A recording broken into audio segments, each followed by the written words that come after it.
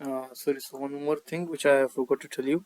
So once you are done with your all the quiz or the exam, the correct option, you can select the correct option by yourself. For example, I have select the correct option, this one, for this answer. So just go in the answer key, select the correct option. For example, if this is the correct option, select this one. But for my answer, this is the correct option, so I'll select this one. So once the students are done, the Google will give the points by itself to the student, okay, and then done. And just let me show you again one more time.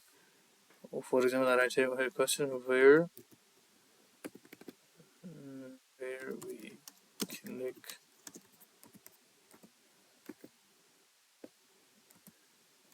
to open Scratch. Now once you're done with the question, now write down options here. For example, I write here home tab, and the other option I write here Google. Third option I write here none of the above. Okay. Now once you're done with the responses or the options, now I want to write the answer by myself, so that the student can get 1 point when their answer is correct. So simply answer key, and this is the correct option, Google. Then done. Now Google when the student will select this option, Google will give the point by itself and will mark it correct. So you don't have to check it all. And how the students will preview this, how the students will see it, simply click on the preview. The students will not see the answer. They will not see the answer. They will only see the questions like this. So how they will see?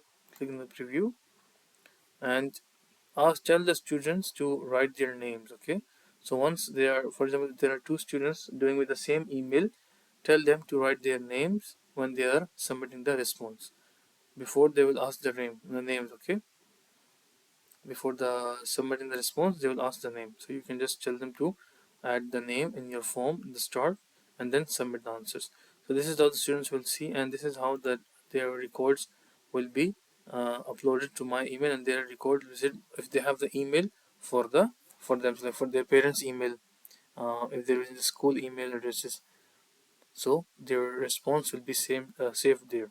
Okay, and they can just simply check the checkbox answers, write the answer, and then submit. Once they have submitted, the forms will be shared in your responses, like I showed in the previous video. Okay, here you will see the forms.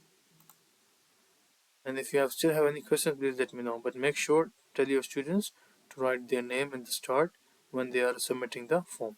But you can also make here one question here to enter your name.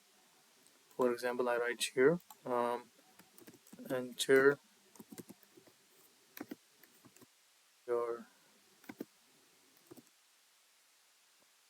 class and name, and here the students can enter their class and name simply, and then they simply submit this to the students. Okay, same like this. When they will see the form, first of all they will enter their class and name, and then once they have done the quiz, they will submit it here. If still you have any confusion, just let me know. I will tell you how to do it. Okay, thank you.